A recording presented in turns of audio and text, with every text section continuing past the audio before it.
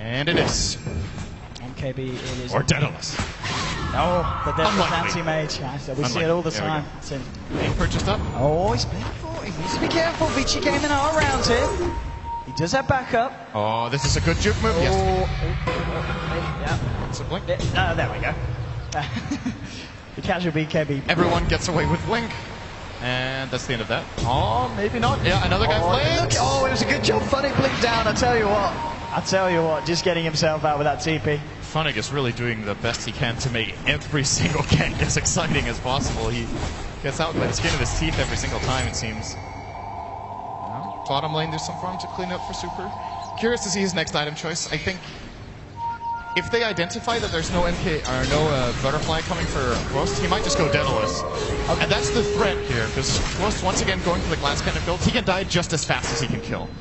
Of course, they could still choose the MKB for the crest counter. Dendy's been very sneaky. Not sure about the math on that. I think MKB is still better than Daedalus against crest as well. He's waiting for something.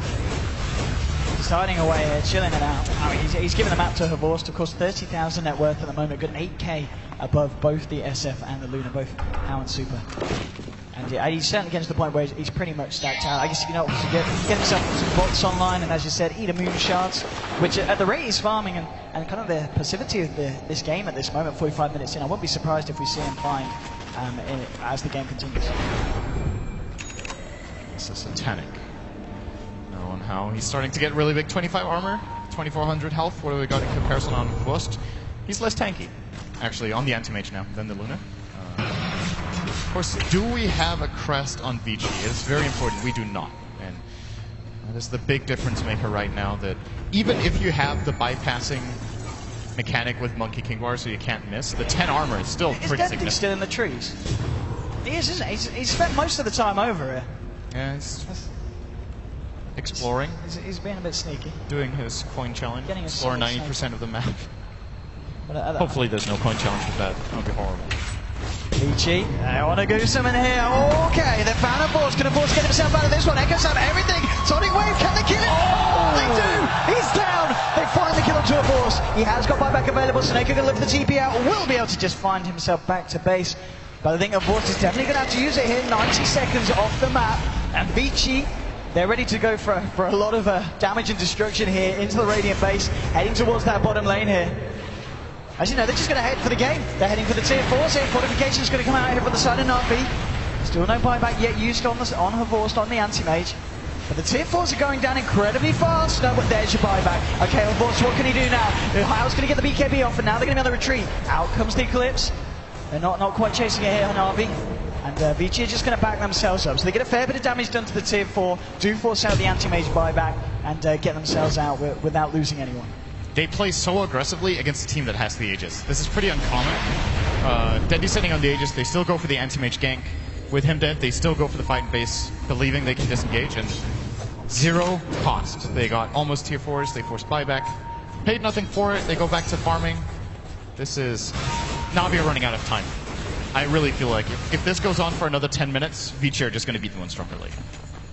They have to make a play with this Aegis if they can.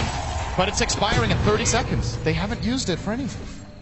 And this is certainly an issue for Navi as well. And now they've got this very fragile period of the game where if they lose Havorst again, it's pretty much over. They've got to keep anti-mage alive at all costs. Without that buyback available now, it's going to be a very, very tense part of the game here for Navi. They've got to do what they can to hold on if they wish to take this game against Vici Gaming. Of course, in this best of one elimination match. And I mean, the Vici game, just with the fact that this Luna and SF are getting so stacked, it's looking a bit hard now for the side of Navi to go up against this, because it's really anti-mage. It's Havorst doing all the damage. As you said, Dendy didn't really go for that late build. Wow, I cannot believe Navi have 3 smokes available. That is very unusual in high-level Dota 50 minutes in. They have stocked them up in their shop, Vici Gaming. Oh, it might just be this play bug. It looks like Vici has 3 as well. I think they've bought quite a lot of them. Or maybe both teams. Nah, there's no way. They've used quite a bit of smokes. It might just be. I'd be surprised. Who knows? I'm getting skeptical because both teams have 3. That is. That would be ridiculous. There we go. Okay, it works for me now. I don't know how that happened. Vici have none in stock, and Navi have 3. Still got 3 of it. Unless, I mean, Vici game. No, they also have 6. Wait, what is going on here? Alright, this is glitchy. Alright, don't trust me on anything. They also have the same cooldown in their shots and whatnot. Teams have smokes, great. Vici at least had one in the shaker. It's Talking just about been used. smokes in Vici Gaming. Yeah. They're going to use one right now. This is They're really going to weird. find anything at the back of it. This. F1 with the haste screen here. Heading straight towards the mid lane. Okay. Everyone's going down the mid here. Vici, this could be it. This could be the G. If they can find themselves winning this team fight, it's going to be very hard for Na'Vi to stay in this one. Coming in, smoked up. They've got to be careful up on Dendy. He's got to be careful. F5 comes out. F5 moving forward. Oh. The blink back from Dendy just in time. And now they know that Vici Gaming are there. Aggressive weave. Vici are definitely going to respect this. This is the... They do not want to engage into the base under these terms. But they could also just wait. Wait for the next Roshan. They know Na'Vi do not have the Aegis right now. Oh. The chance that Na'Vi will be able to breach high ground now without an Aegis is very low. Vici Gaming is back up to the top lane. Was being pressured in by Havor's to Snaker. On the other hand, though, should they be successful in killing Kvost, the game's over. So, there's no buyback for a good, what's that, 3.5 minutes? 3 minutes or so? Yeah, I agree that, yeah. It's just under 4 minutes still on the cooldown of Havor's buyback. So still a fair few minutes, but Na'Vi are in a very, very dangerous position.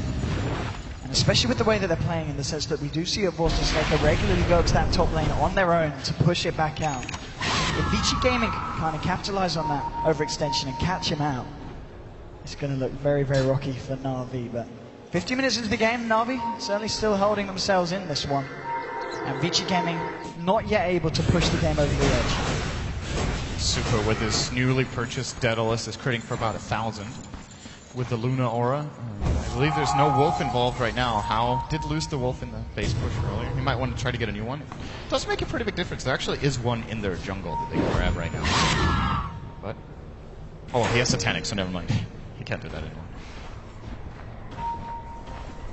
At this point of the game, obviously, as important as this game is, both teams, they're playing very careful now. You can just feel it. We're not really seeing Vici go for any full-on high ground pushes at the moment.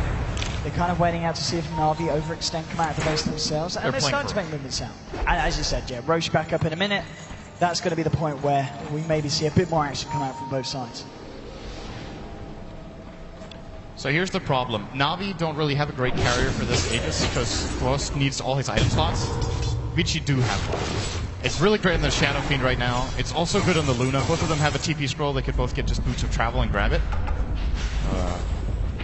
That's just not as impactful a hero on Na'Vi, but at the same time, they just can't let Vici Gaming get it, I think. It's more than likely going to be the end of the game if Powell or Super gets an Aegis and they just 5-man down mid. Again? Especially How. If he just frontlines these tier 4s, the bouncing blades will very quickly bring them down. I mean, that is the thing. If Na'Vi lose one team fight, the pushing power of Vici is just going to be too much, and the base is going to be destroyed. You've got an Aghanims now on Rubik. And there's a lot of very tasty skills to steal with it out. So obviously the Weave's nice, the Laguna Blade as well from Dendy is going to be very, very effective if Rubik's able to get his hands on it in these fights. Of course, F1, very renowned Rubik player. I'm sure we'll see him get the big steals off when it counts. Indeed, Roshan's up. We'll see who's going to get the first sniff of it and head themselves in. Double damage as well. Wow. Again, it's that rune. Whoever finds himself here. Vici Gaming. You give this to Shadow Fiend, he's going to make really quick work of it. He already has the Daedalus. His crits are going to be extremely high. Luna Aura. They're still straight cautious. If they knew this, they could probably just snipe it right now. Like, the time it would take Na'Vi to cross over, they would lose the rush. They're playing it safe. Now, this ward they have in the middle lane is going to spot Kvost and Soneko. But there is, of course, always the risk of a relocate to get them in position. And they just don't know where Dendy is right now. They don't know where Monica is anymore. He's in the trees. Yep. Oh, that's new. He's been hanging out a lot with Forest this game. Okay, they're going to go for Roche. And as you said, still with that duration of the double damage. 1,350 crits. And they're going to make such short work of it here. And I don't think there's any way that Na'Vi can stop it. Already down to half health. We're starting to see, well, Daz will make a movement towards it, but Havor's still in the mid lane with Soneko. No chance to cancel this one. Vici are going to find Roche. They get the Aegis, they get themselves the cheese here. And Artstar, that's jumped up by the Fisher. In a lot of trouble as Vici converge onto him. We'll get the weave out. Shallow isn't going to save him, though. And they're going to get the gem here as well. So big pick off there for Vici Gaming. Roshan, and they steal weave. And gem. Wow, they got the absolute most possible out of that situation. That could not have gone any better for them for what they were given.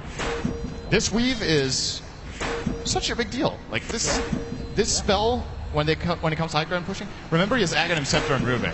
So this weave actually is going to provide them with, at its peak, 36 armor for the entire team for that last second. They're going to precast it. It's such a hard defense for Na'Vi.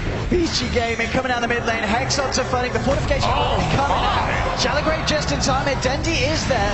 And Force is backed up as well. He's ready for the defense with Snako tethering him up. Buyback from Buddy jumping in straight to FY.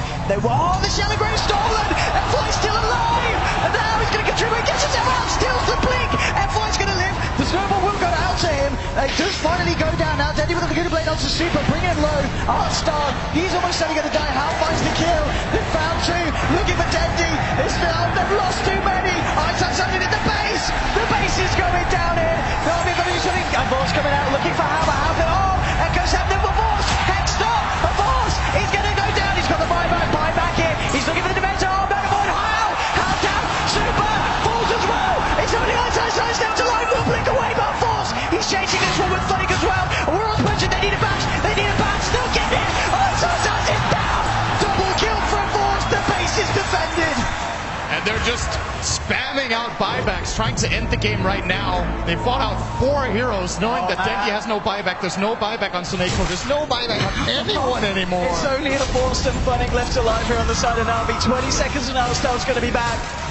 I don't know. Is Force considering this? He could buy Boots of Travel and look for this family. But he just bought something. He just bought a Moon Shard. He can't afford it. He can't afford it. Will the Moon Shards do it for him? Eats it up. This is effectively a 5-on-3 for the Pro. Looking for Super, straight in onto the SF, the Missile Blade drop.